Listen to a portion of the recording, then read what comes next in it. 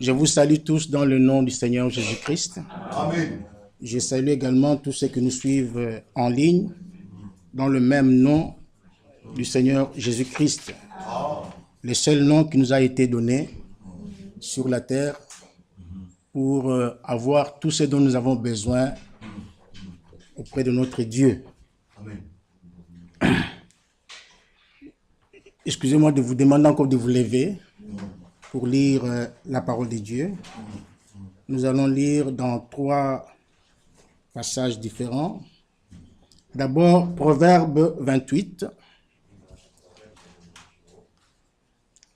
Proverbe chapitre 28, du verset 12 au verset 14. Quand les justes triomphent, c'est une grande gloire. Amen. Quand les méchants s'élèvent, chacun se cache. Celui qui cache ses transgressions ne prospère point. Mais celui qui les avoue et les délaisse obtient miséricorde. Amen. Heureux l'homme qui est continuellement dans la crainte. Amen. Mais celui qui endurcit son cœur tombe dans le malheur. Sophonie chapitre 1. Sophonie vient juste après Habakkuk, avant Agé. C'est un livre rare et que nous lisons rarement.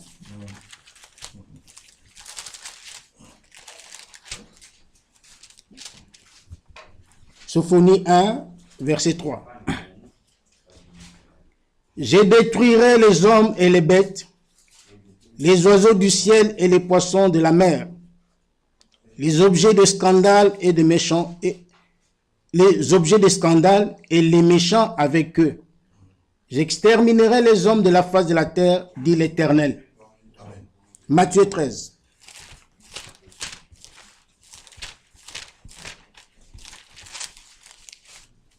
Matthieu chapitre 13, du verset 41 au verset 43. Le Fils de l'homme enverra ses anges qui arracheront de son royaume tous les scandales et ceux qui commettent l'iniquité. Et ils les jetteront dans la fournaise ardente où il y aura des pleurs et des grincements de dents. Alors les justes resplendiront comme le soleil dans le royaume de leur Père. Que celui qui a des oreilles pour entendre, entende. Amen. Amen. Amen.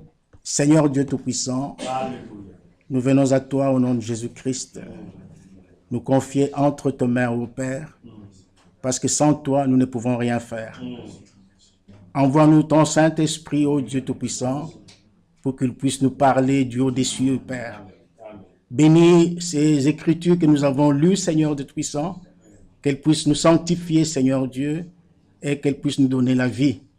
Bénis mon frère, bénis ma sœur, accorde à chacun ce dont il a besoin, car nous nous confions tous entre tes mains avec confiance au nom du Seigneur Jésus-Christ. Amen. Amen. Vous pouvez vous asseoir. Puisse le Seigneur ajouter ses bénédictions à sa parole. Si nous remarquons très bien, nous avons lu dans Sophonie, là le Seigneur dit, je détruirai les objets de scandale et les méchants avec eux. C'est ce qu'il dit, c'est ce que nous avons lu dans Sophonie au chapitre 3. Il dit, je détruirai les hommes et les bêtes, les oiseaux du ciel et les poissons de la mer, les objets de scandale et les méchants avec eux. Et dans Matthieu chapitre 41, nous retrouvons le même langage. Le Seigneur dit, le Fils de l'homme enverra ses anges qui arracheront de son royaume tous les scandales et ceux qui commettent l'iniquité. Donc, ce soir, notre attention doit se porter sur le mot scandale.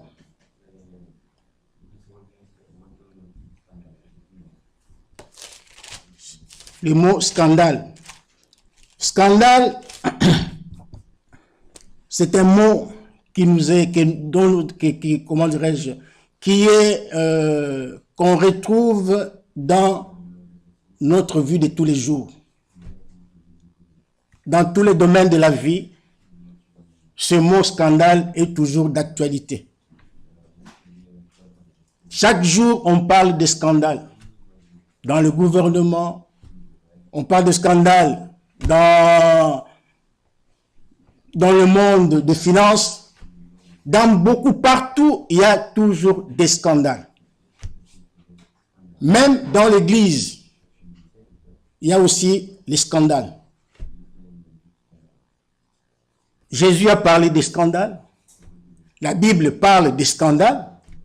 Dieu a parlé des scandales dans l'Ancien Testament. Nous aussi, ce soir, nous allons parler des scandales. Jésus a dit dans Luc chapitre 17, nous allons les lire, Luc chapitre 17, au premier verset, il est écrit, Jésus dit à ses disciples, il est impossible qu'il n'arrive pas de scandale. C'est impossible qu'il n'arrive pas de scandale. Les scandales arrivent toujours. Les scandales arriveront toujours. Il est impossible qu'il n'arrive pas de scandale. Aussi longtemps que nous sommes sur cette terre, il y aura toujours des scandales. Aussi longtemps que le diable est encore sur la terre, en train de secouer les gens, de bouger les gens, il y aura toujours des scandales. C'est ce que le Seigneur dit ici. Il est impossible qu'il n'arrive pas de scandale. Mais il continue, il dit, mais malheur à celui par qui ils arrivent. C'est là où il y a le problème. Les scandales arriveront toujours, mais malheur à celui par qui ils arrivent. Le verset 2, il dit, il vaudrait mieux pour lui qu'on mette à son cou une pierre de moulin et qu'on le jette dans la mer, que s'il scandalisait un de ses petits.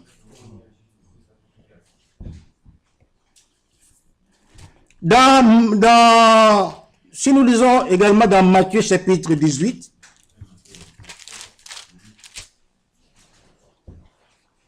nous voyons au verset 6, Matthieu chapitre 18. Ici, c'est toujours le Seigneur qui parle. Mais, si quelqu'un scandalisait un de ses petits qui croit en moi, il vaudrait mieux pour lui qu'on suspende à son cou une mêle de moulin et qu'on le jette au fond de la mer. Scandaliser il dit quoi? Scandaliser un de ces petits qui croient en moi. Scandaliser un de ces petits qui croient en moi. C'est-à-dire, quand quelqu'un scandalise un enfant de Dieu, quand quelqu'un scandalise un chrétien, une personne qui croit en Jésus-Christ, quand tu le scandalises, Jésus dit, il vaudrait mieux qu'on lui suspende à son cou une mêle de moulin et qu'on le jette au fond de la mer.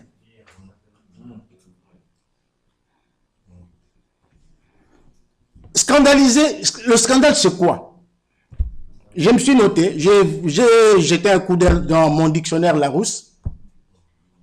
Larousse me donne beaucoup d'explications, mais j'en ai retenu deux qui peuvent nous aider ce soir. La première explication, selon Larousse, il dit un scandale est une affaire retentissante soulevant l'indignation de l'opinion publique. Ça, nous le voyons tous les jours. Dans le monde, dans tous les secteurs de la vie, il y a des scandales, des choses qui scandalisent, qui indignent les gens. Ça, c'est dans la vie publique, dans le monde.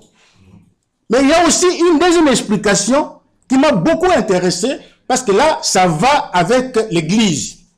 Toujours dans le dictionnaire Larousse, il est écrit « scandale, parole ou acte répréhensibles qui sont pour le prochain une occasion de péché ou de dommages spirituels. Ça, c'est les dictionnaires. Jésus dit, scandalisez un de ce petit qui croit en moi. C'est-à-dire, lorsque vous avez des paroles qui indignent les gens, vous commettez des actes qui indignent les gens dans l'église, c'est un scandale. Et cela, ça ne doit pas se trouver au milieu du peuple de Dieu, au milieu des enfants de Dieu. Il ne doit pas y avoir des scandales. Lorsque vous parlez, vous devez réfléchir plusieurs fois. Parce que vos paroles peuvent scandaliser un frère.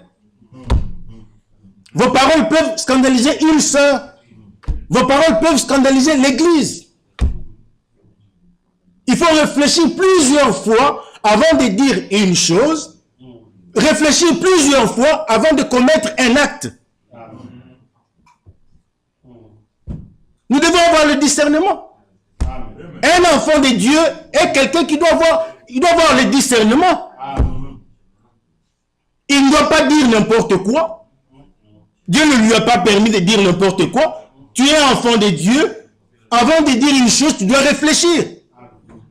Est-ce que ça va choquer mon frère? C'est ce que je veux dire. Est-ce que ça va faire Mais, et puis, il y a... notre conscience doit travailler. Notre conscience doit travailler. Lorsque tu dis une chose qui blesse ton frère, qui blesse ta soeur, et tu restes là tranquille, tu es tranquille, rien ne se passe dans ton cœur, alors là, il y a quelque chose qui ne va pas. Il y a quelque chose qui ne va pas. Une soeur qui vient à l'église avec des mini-jupes, des mini-robes. Mais il doit réfléchir avant de venir à l'église. Nous n'allons pas dans une discothèque. Nous ne venons pas, et ça, ce n'est pas une discothèque. On doit s'habiller comme n'importe comment. Non. La Bible dit, une femme doit s'habiller décemment.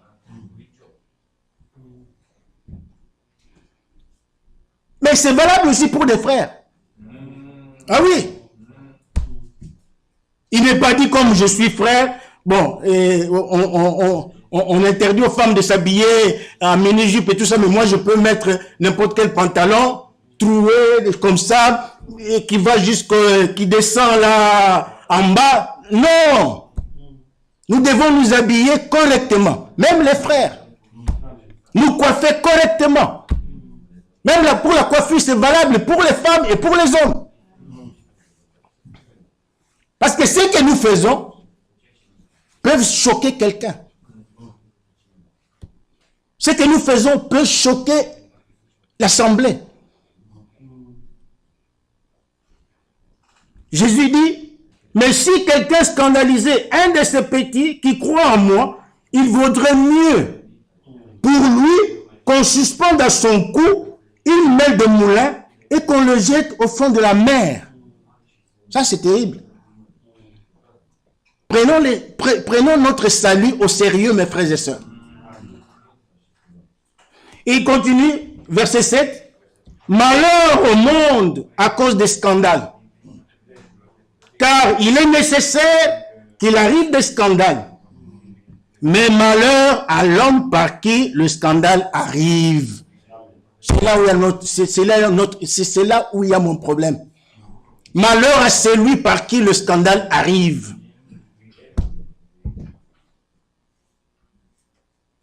Donc tu deviens une pierre d'achoppement.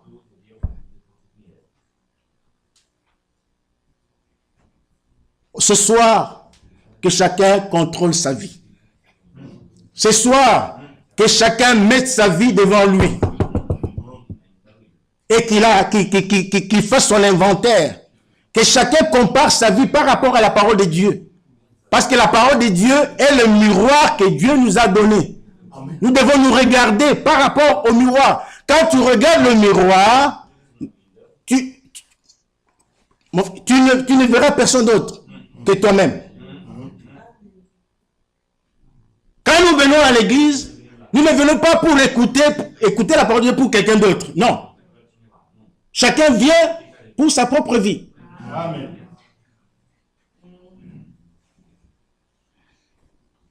Le verset 8 dit, si ta main droite, non, si ta main ou ton pied sont pour toi une occasion de chute, coupe-les et jette-les loin de toi. Mieux vaut pour toi entrer dans la vie boiteux ou manchot que d'avoir 2 pieds ou 2 mains et d'être jeté dans le feu éternel. Si quelque chose dans ta vie est pour toi une occasion de chute, la Bible dit, abandonne la chose. Alléluia. Amen. Chacun se connaît, hein? Chacun connaît sa vie. Chacun sait comment il marche avec le Seigneur.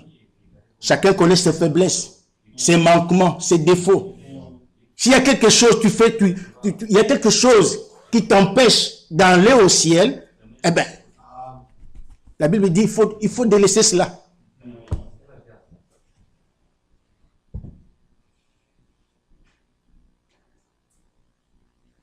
Oh mon Dieu, que Dieu nous aide. Que Dieu nous aide. Nous venons ici pour nous préparer. Bientôt, c'est l'enlèvement. Bientôt, nous irons au ciel. Nous irons dans la maison. Bientôt.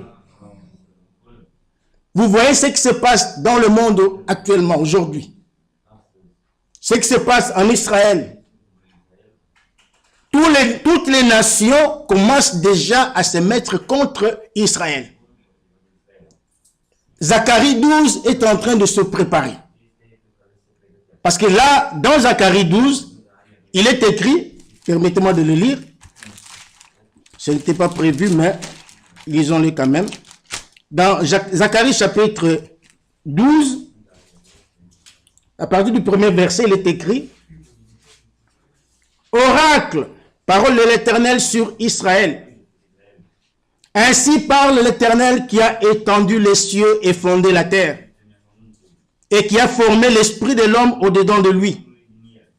Voici, je ferai de Jérusalem une coupe d'étourdissement pour tous les peuples d'alentour, et aussi pour Juda dans le siège de Jérusalem. Maintenant le verset 3. En ce jour-là, je ferai de Jérusalem une pierre pesante pour tous les peuples. Tous ceux qui la soulèveront seront meurtris. Et toutes les nations de la terre s'assembleront contre elle. C'est ce qui est en train de se dessiner maintenant. Et le verset 9 dit, en ce jour-là, je m'efforcerai de détruire toutes les nations qui viendront contre Jérusalem. Quoi qu'il fasse, mes frères et sœurs, Dieu est avec Israël. Israël est un peuple béni. Aujourd'hui, tout le monde, toutes les nations peuvent être contre Israël, mais cela ne va pas l'ébranler. Parce que Dieu est avec Israël. Ceux qui ne connaissent pas la parole de Dieu, ceux qui ne connaissent pas Dieu, ceux qui ne connaissent pas ces choses, aujourd'hui, tous sont contre Israël. Tout le monde condamne Israël. Parce qu'ils appellent même massacre. Ils oublient ce que les Palestiniens font à Israël, mais eux, ils prennent seulement ce que Israël fait. Mais Dieu est avec son peuple. Amen. Comme Dieu est avec nous aujourd'hui. Nous sommes le peuple de Dieu. Nous sommes le peuple de Dieu. Nous venons ici pour nous préparer. Nous venons ici pour recevoir la vie. Nous venons ici pour expérimenter Dieu. Nous venons ici pour expérimenter les promesses de Dieu. Comme notre frère nous a lu. Si quelqu'un n'est pas, si l'Esprit de Dieu n'habite pas en toi, donc tu n'appartiens pas à Christ. Donc nous sommes, c'est le moment, c'est une occasion pour nous. Lorsque nous voyons ce qui se passe en Israël, la Bible dit, levons nos têtes, n'est-ce pas? Car notre rédemption approche. Donc c'est le moment de chercher le Saint-Esprit. C'est le moment de chercher que Dieu habite dans ta vie. C'est maintenant le moment. Si tu avais perdu ton temps, aujourd'hui, saisis l'occasion. Alléluia. Amen. Dans Romains 14,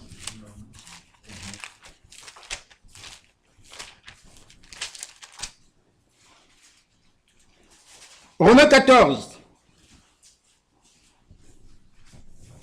d'abord le verset 19 dit, « Ainsi donc, recherchons ce qui contribue à la paix et à l'édification mutuelle. » Un véritable enfant de Dieu, un élu de Dieu, c'est celui qui cherche jour et nuit ce qui contribue à la paix. Parce que la Bible dit, recherchez la paix avec tous et la sanctification sans laquelle personne ne verra le Seigneur. Nous sommes fils du royaume de Dieu.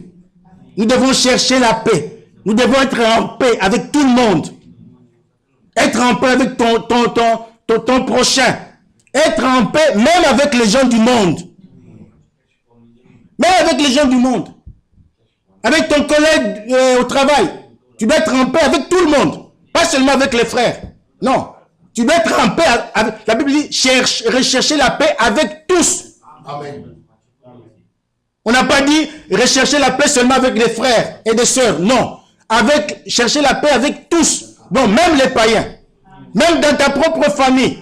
Avec tes frères et sœurs. Tes cousins. Tu dois être en paix avec tout le monde. C'est ça, un élu. Amen. Hein? La Bible dit, recherchons ce qui contribue à la paix. Et Romain, quelque part, il dit que si cela est possible,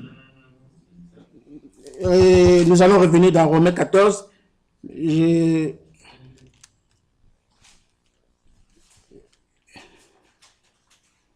Oui, dans Romains chapitre 12, il est écrit, à partir du verset 17, « Ne rendez à personne le mal pour le mal, recherchez ce qui est bien devant tous les hommes. S'il est possible, autant que cela dépend de vous, soyez en paix avec tous les hommes. » Amen. Soyez en paix avec tous. Si cela est possible, autant que cela dépend de vous. Alléluia. Verset 19. Ne vous vengez point vous-même, bien-aimés, mais laissez agir la colère, car il est écrit, à moi la vengeance, à moi la rétribution, dit le Seigneur. Amen. Mais si ton ennemi a faim, donne-lui à manger. S'il a soif, donne-lui à boire. Car en agissant ainsi, tu amasseras des charbons ardents sur sa tête. Ne te laisse pas vaincre par le mal, mais surmonte le mal par le bien. Amen. Amen. Amen. Voilà un enfant de Dieu, un élu de Dieu. Jour et nuit, il doit rechercher la paix. Amen. Jour et nuit, il doit rechercher tout ce qui... Donc, il doit faire un effort pour être en paix avec tout le monde. D'abord avec son âme. Parce que ça doit commencer là. Hein? La paix doit commencer là. Si dans ton cœur, tu n'as pas la paix, donc tu seras toute ta vie troublé. Et la paix, Jésus a dit, je m'en vais. Je vous laisse ma paix. La paix, c'est Jésus qui la donne. Et la paix fait partie des fruits de l'esprit. Alors, il dit, ainsi donc, nous revenons dans Romains 14, verset 19. Ainsi donc, recherchons ce qui contribue à la paix et à l'édification mutuelle. Et à l'édification mutuelle. Nous sommes ici pour édifier le corps de Christ. Nous devons nous édifier. Construire Christ. Construire la maison de Dieu.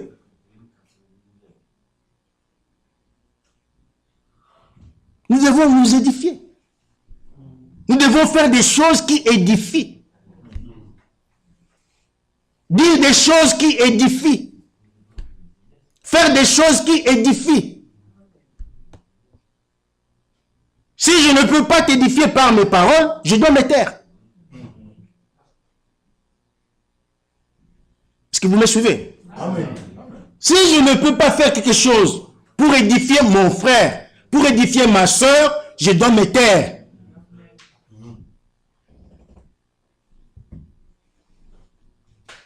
Au verset 21, il est écrit, « Il est bien de ne pas manger de viande, de ne pas boire de vin et de s'abstenir de ce qui peut être pour ton frère une occasion de chute, de scandale ou de faiblesse. »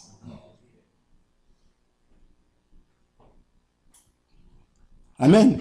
Amen. Nous devons faire quelque... Donc, si tu fais quelque chose qui peut scandaliser ton frère, la Bible dit, abstiens-toi. Si tu sais que ce que je fais là achoppe mon frère, scandalise mon frère, la Bible dit, abstiens-toi. Ne le fais plus. Si c'est la viande que tu manges qui achoppe ton frère, alors ne mange plus cette viande-là. C'est dur, hein? Mais c'est la parole de Dieu. C'est ça qui va nous faire avancer. C'est ça qui nous sanctifie.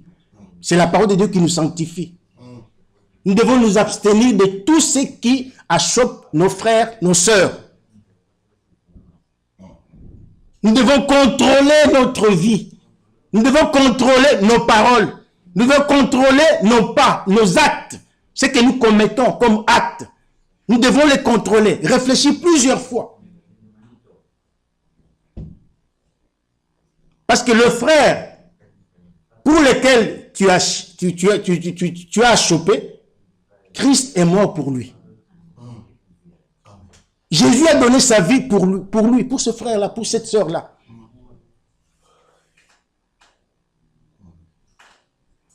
Maintenant, dans 1 Corinthiens chapitre 10,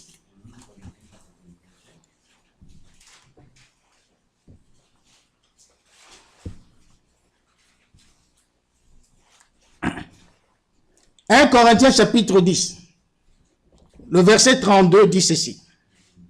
« Ne soyez en scandale ni aux Grecs, ni aux Juifs, ni à l'église des dieux. »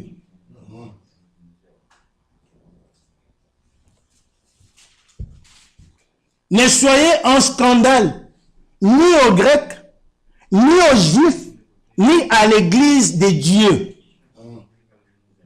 Pourquoi? Parce que l'église de Dieu, c'est le corps mystique de Jésus-Christ. Jésus a dit, je bâtirai mon église. Donc, il a une église. Et la Bible nous enseigne que l'église est le corps de Jésus. Alors, si vous scandalisez l'église, c'est Christ que vous scandalisez. Souvenez-vous de Paul. Paul allait à Damas, ayant reçu des lettres de recommandation pour ne pas persécuter les chrétiens qui étaient là à Damas. Mais sur le chemin, il a rencontré une colonne de feu. Et de cette colonne de feu, une voix est sortie. Une voix a dit, « Saul, Saul, pourquoi me persécutes-tu » Paul était étonné d'entendre que, parce que d'abord il a reconnu, quand il a vu la colonne de feu, il a tout de suite reconnu qu'il s'agit du Dieu Tout-Puissant. Parce que la colonne de feu, dans l'Ancien Testament, lui qui était bien enseigné par Gamaliel, il était bien enseigné, il savait que rencontrer la colonne de feu, c'est rencontrer l'Éternel lui-même. Et l'Éternel était dans la colonne de feu. Paul le savait. Mais il a entendu une voix qui lui dit, « Pourquoi me persécutes-tu » Et Paul était étonné. Mais comment? Quand est-ce que je t'ai persécuté? Quand est-ce que je t'ai fait du mal? Et la voix lui répond, « C'est moi Jésus que tu persécutes. » Paul a compris que les gens qui voulaient aller persécuter à Damas formaient les corps de Christ. Ils étaient l'église de Jésus-Christ. Alors, leur faire du mal, c'est faire du mal à Christ. Et la Bible, Paul dit ici, ne soyez en scandale, ni aux Grecs, ni aux Juifs, ni à l'église de Dieu. Ce que nous faisons, ce que nous disons, est un scandale. C'est pour cette raison que nous ne recevons pas le Saint-Esprit. Parce que nous scandalisons tous les jours les gens. Par nos actes, par nos paroles, nous scandalisons l'église du Dieu vivant. Que chacun s'examine. Dieu nous donne l'occasion ce soir pour nous repentir, pour arranger notre vie. Si nous avons scandalisé notre frère, allons vers le frère. Voyons le frère, discutons avec le frère, arrangeons la chose, mettons les choses en ordre et Dieu nous bénira. Si nous avons à scandaliser, je l'ai toujours dit ici, si tu as péché contre Dieu, ça c'est entre Dieu et toi. Toi seul, arrange avec ton Dieu. Par la prière, par des supplications. Prie ton Dieu dans le secret, comme Jésus l'a dit. Demande pardon, confesse ton péché, répands-toi. Et Dieu, qui est fidèle, te pardonnera. Mais si tu as scandalisé l'Église, alors tu dois venir ici devant le peuple de Dieu et arranger la chose avec l'Église. Parce que la Bible dit, ne sois pas en scandale, ni aux Grecs, ni aux Juifs, ni à l'Église. C'est très important. Et nous avons lu dans Proverbe 28. Revenons là-dessus. Proverbe 28 dit, le verset 13. Celui qui cache ses transgressions ne prospère point. Alléluia. Amen. Vous êtes ici? Amen. Celui qui cache ses transgressions ne prospère point. Ça ne sert à rien de cacher tes transgressions. Ça ne sert à rien. Mais celui qui les avoue, il y a une version qui dit, celui qui les confesse et les délaisse obtient miséricorde.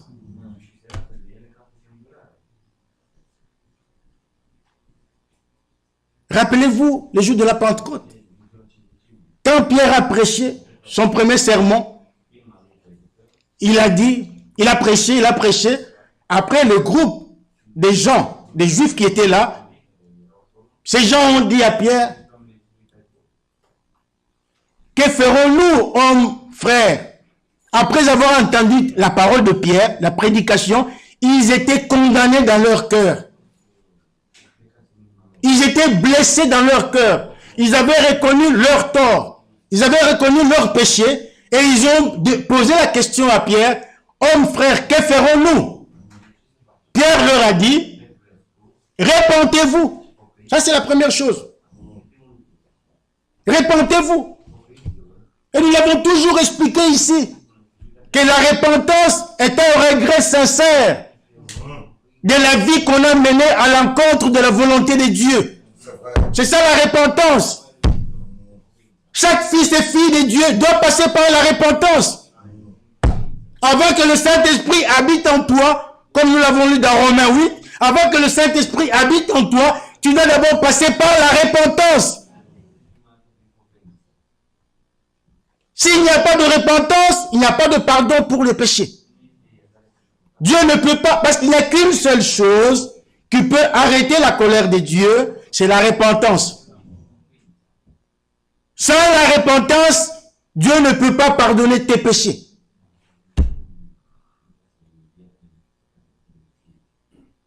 Amen. Alors, il dit, mais celui qui les avoue et les délaisse obtient miséricorde. N'ayez jamais honte. Ne vous gênez jamais d'aller demander pardon à votre frère. Ne soyez pas orgueilleux. Ne soyez pas orgueilleux. Parce que Dieu n'aime pas les orgueilleux. Mais Dieu aime les humbles. Les humbles, ce sont les petits-enfants dont parle Jésus. Il dit, Père, Seigneur du ciel et de la terre, je te loue de ce que tu as caché ces choses aux sages et aux intelligents, mais tu les as révélées aux petits-enfants. Les petits-enfants, être petit-enfant, c'est être humble. C'est s'humilier devant la puissante main de Dieu. S'humilier devant la parole de Dieu. Si tu as péché contre ton frère, n'aie pas honte, va voir ton frère. Si tu as péché contre Dieu, parle à ton Dieu. Tu as péché contre l'Église, viens devant l'Église et avoue tes transgressions. Tu obtiendras miséricorde. Le verset 14 dit, heureux l'homme qui est continuellement dans la crainte. Oh, si tu es continuellement dans la crainte, c'est une bonne chose. Parce que la crainte de l'Éternel est le commencement de la sagesse. Celui qui ne craint pas Dieu ne peut pas obtenir miséricorde devant Dieu. Dieu ne peut pas agir dans sa vie. Dieu ne peut pas réaliser ses desseins dans sa vie. Parce que tu es orgueilleux.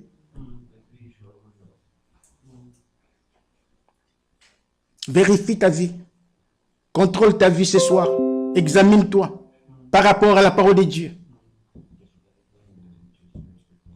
Ne sois pas orgueilleux. Les scandales arriveront toujours. Il n'y a pas moyen de les éviter. Mais malheur à celui par qui ils arrivent, a dit Jésus.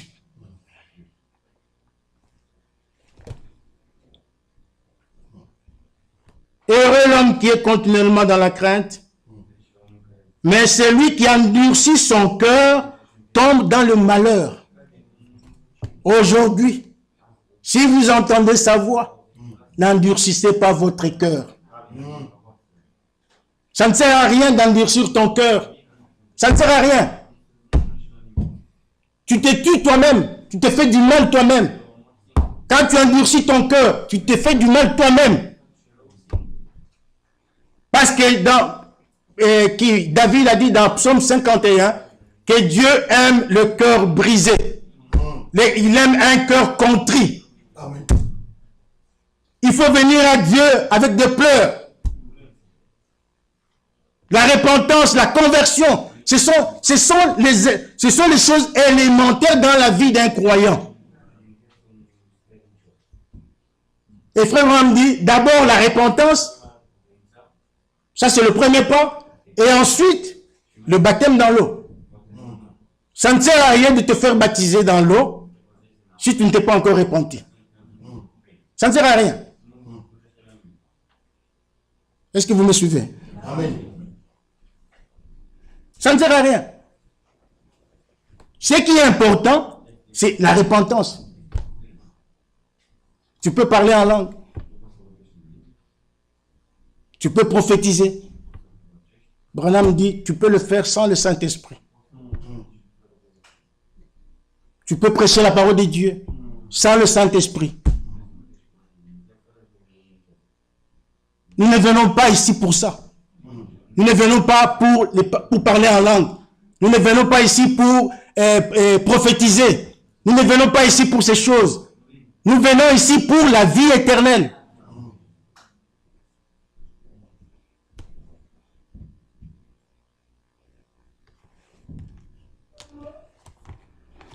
Et revenons dans 1 Corinthiens 10.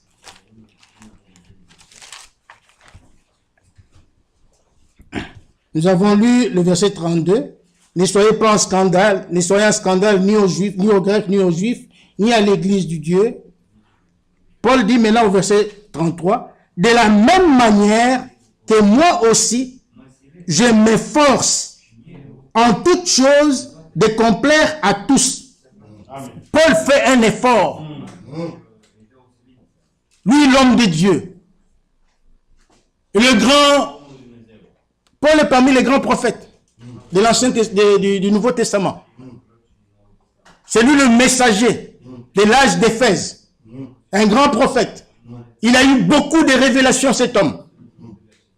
Mais écoute ce qu'il dit ici. Paul n'a pas dit, non, moi je suis prophète. Dieu se révèle à moi.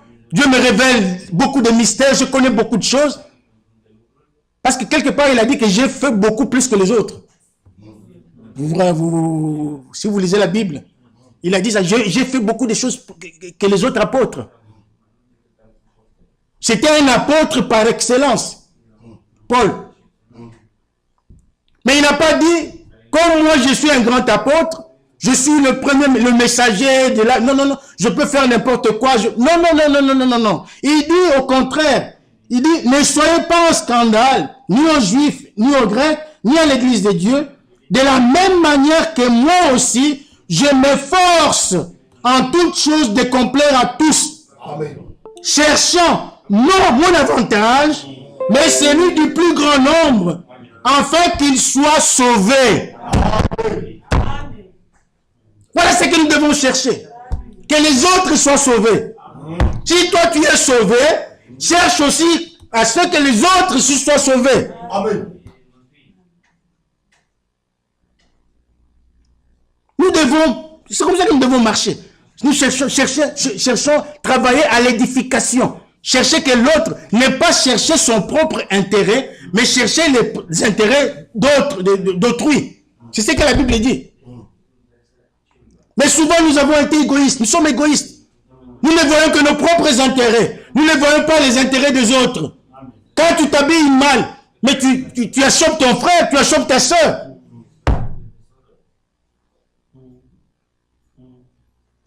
C'est clair. Quelqu'un qui me connaît, qui n'a pas la connaissance, ok, là on comprend. Mais vous, qui avez fait longtemps dans ce message, vous avez 5 ans, 10 ans, 15 ans, dans ce message, 20 ans, mais vous en êtes encore au lait. Mais non, grandissons. Grandissons, mes frères. Recherchons la paix, travaillons pour la paix. Travaillons pour l'édification. Paul lui-même dit, je m'efforce, il dit, je m'efforce en toute chose de complaire à tous, cherchant non mon avantage, mais celui du plus grand nombre, afin qu'il soit sauvé. Dans 1 Corinthiens chapitre 9, il dit ceci. 1 Corinthiens chapitre 9, il dit ceci au verset 24. Il dit, ne savez-vous pas que ceux qui courent dans le stade courent tous, mais qu'un seul remporte le prix? Courez de manière à le remporter. C'est une course. C'est une course. Hein? Ah oui. Il faut qu'il y ait un vainqueur. Nous courons tous, nous sommes là, nous sommes en train de courir pour entrer là. Mais nous devons courir de manière à le remporter. Parce qu'il n'y aura qu'un seul vainqueur. Que ce vainqueur-là soit toi. C'est une façon de parler, hein, comprenez. Mais nous allons entrer tous. Il y aura un groupe de vainqueurs. Alléluia. Mais la Bible dit, courez de manière à le remporter. Tous ceux qui combattent s'imposent toute espèce d'abstinence et ils le font pour obtenir une couronne corruptible. Mais nous, faisons-le pour une couronne incorruptible. Amen. Moi donc moi Paul, je cours, non pas comme à l'aventure. Je frappe, non pas comme batailleur. Mais je traite durement mon corps et je le tiens assujetti, de peur d'être moi-même désapprouvé après avoir prêché aux autres. Amen. Amen. Nous sommes dans une carrière, nous sommes engagés dans une carrière, nous sommes dans une course, nous devons courir. Ne restez pas derrière. Dans 1 Corinthiens 6, nous allons bientôt terminer notre exhortation. Dans 1 Corinthiens 6, 2 Corinthiens plutôt. 2 Corinthiens 6. Le verset 3 dit, nous ne voulons scandaliser personne en quoi que ce soit, afin que le ministère ne soit pas un objet de blâme. Ici, ça concerne ceux qui montent ici. Ceux qui montent ici. Cette parole intéresse aux gens qui montent ici. Paul dit, nous ne voulons scandaliser personne en quoi que ce soit, afin que le ministère ne soit pas un objet de blâme. Un ministère ne peut pas être un objet de blâme. Non. Parce qu'un ministre, c'est un homme exemplaire. Un ministre est censé donner l'exemple. Sa vie doit être une prédication. Avant d'ouvrir la Bible, avant de parler, sa vie d'abord doit être une prédication. C'est ce que Paul dit ici. Parce que si toi, ministre, moi, je viens ici, je fais des choses qui vous ont scandalisé, je ne serai pas en édification.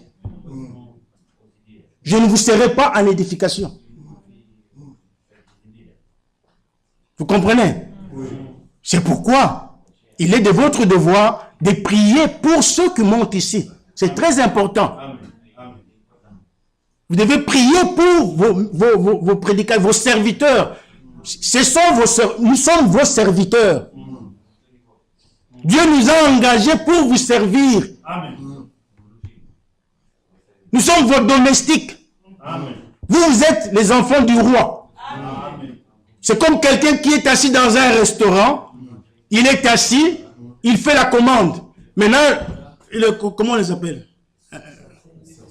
Le serveur. Il vient, vous voulez quoi? Avec respect. Vous faites votre commande et il vient vous servir et vous mangez, vous êtes content. Et vous laissez même un pourboire. Vous comprenez que vous avez bien mangé. C'est un serveur. Hein. Ici, nous sommes des serviteurs inutiles. Nous sommes à votre service. Donc, nous sommes ici, nous avons besoin de vos prières. Pour que notre ministère ne soit pas un objet de blâme. Nous avons besoin de vos prières pour que nous puissions vous donner la nourriture solide, la nourriture spirituelle, au temps convenable, des choses qui doivent vous aider, vous édifier, vous sanctifier. Parce que vous venez ici pour la sanctification. Nous avons besoin de vous. Nous avons besoin de vos prières. Nous aussi, nous avons besoin de votre présence. Amen. C'est pourquoi ne restez pas à la maison.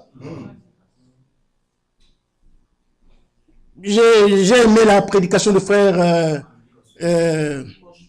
Cosme. Je crois que c'était dimanche. Il a donné des références. Je vais le chercher. J'ai oublié de le chercher. Où frère dit, ne restez pas à la maison. Mes frères et sœurs, même si ça tourne mal dans l'église, même si ça ne marche pas et c'est tout flamme, comme on dit, ne restez pas à la maison. Venez à l'église. Venez ici, combattons le bon combat de la foi. Ne dites pas, oh non, bon là, chez eux, bon, oh non, ça ne marche plus, voilà, non, bon, moi je ne veux plus venir là, ben, je viendrai que lorsque... Non, mais qui va arranger? Qui va arranger pour vous? Nous avons besoin de vos prières. Un vrai chrétien, c'est celui qui soutient son église par trois choses. Ses prières, sa présence, dîmes et offrandes. Mais si tu restes à la maison, comment Dieu va agir dans son église? Toi, moi, je reste à la maison. Michel reste à la maison. L'autre, nous restons tous à la maison parce que ça ne va pas. Mais qui viendra ici? Dieu nous a donné la responsabilité de son œuvre. Donc travaillons à son œuvre. Jésus a dit, ne saviez-vous pas que je dois m'occuper des affaires de mon Père? Nous sommes là pour nous occuper des affaires de notre Père. Amen. Quand ça ne va pas, venez quand même. Dieu vous bénira. Luttons tous, la main dans la main, dans l'amour. Alléluia. C'est comme ça que nous devons agir. Ne restons pas à la maison. Les ministres qui viennent ici ont besoin de vos prières. Priez pour eux chaque jour. Et Dieu vous bénira. Même si vous vous ignorez. Il dit non, je ne veux pas prier pour moi, je veux prier pour frère Michel. Mon frère, ma soeur, tu t'arrêtes seulement à prier pour frère Michel, tu t'élèves, amen, amen, tu t'en vas.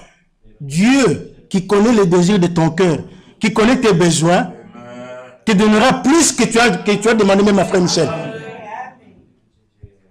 Rappelez-vous Salomon. Le Seigneur vient à lui dit, demande-moi ce que tu veux. Mais Salomon pouvait demander la richesse.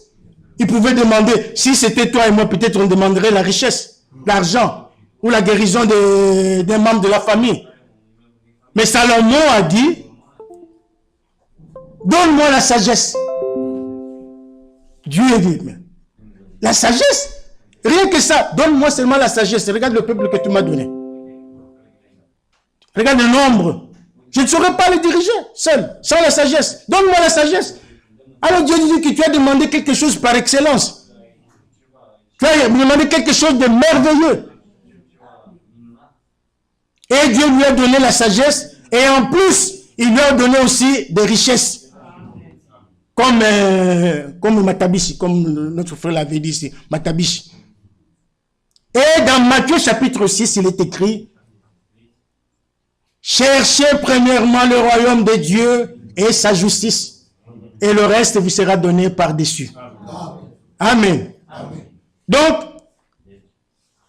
vous avez le devoir de prier pour nous, pour que notre ministère ne soit pas un objet de blâme. C'est très important. Vous allez le faire? Amen. Que le Seigneur vous bénisse. Nous allons terminer par Romains chapitre 16.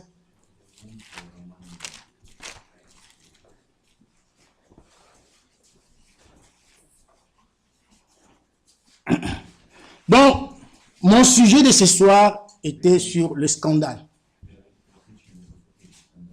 Nous devons vivre de manière à ne pas scandaliser notre prochain. Même un païen, même si c'est un païen, ne le scandalise pas. Parce qu'il faut que tu aies aussi un bon témoignage dans ton quartier. Mais il faut que les voisins sachent que tu es chrétien, que tu es chrétienne.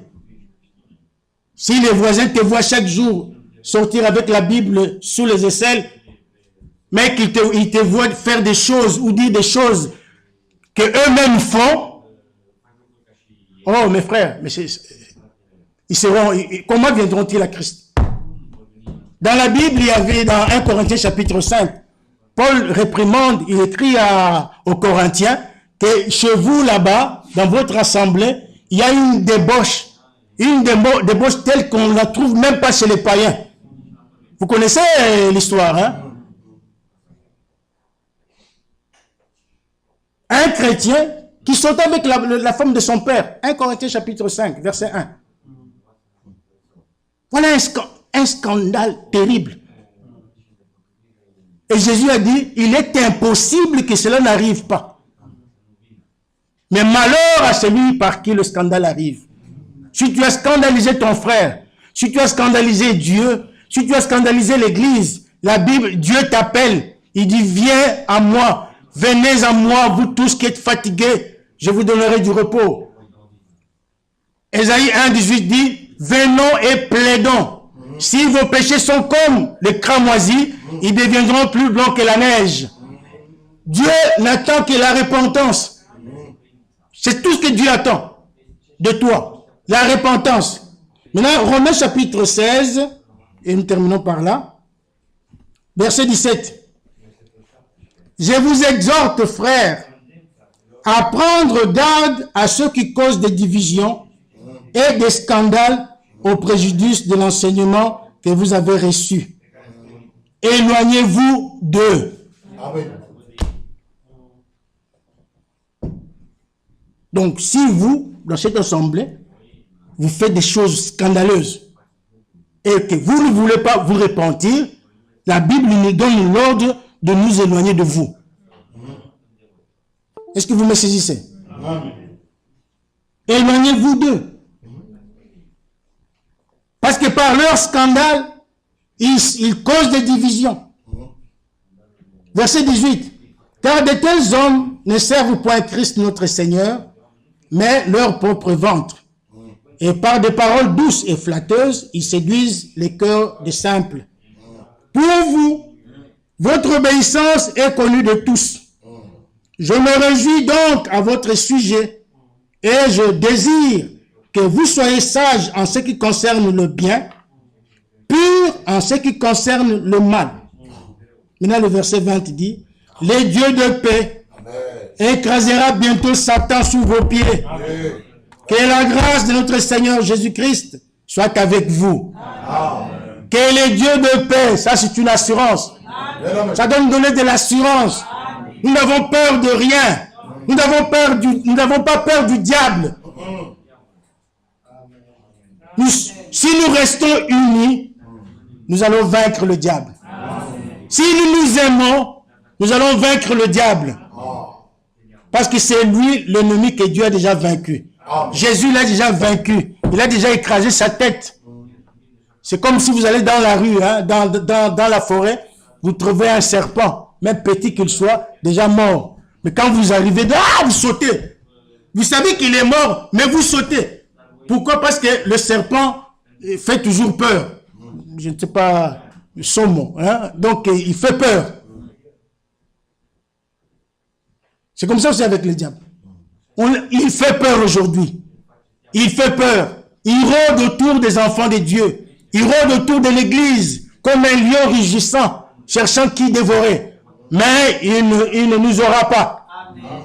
Parce que Jésus-Christ a dit, les portes du séjour des morts ne prévaudront point contre elle. L'église de Jésus-Christ est la seule qui est vainqueur. Amen. Nous avons déjà, Jésus a vaincu et cette victoire, nous l'avons. Il nous l'a transmise. Sa victoire, nous sommes plus que vainqueurs. Les diables ne peuvent rien faire contre nous. Alléluia. Amen. Le Dieu de paix écrasera bientôt Satan sous vos pieds. Que la grâce de notre Seigneur Jésus-Christ soit avec vous. Amen. Amen. Que le Seigneur vous bénisse. Amen. Lèvons-nous. Tel que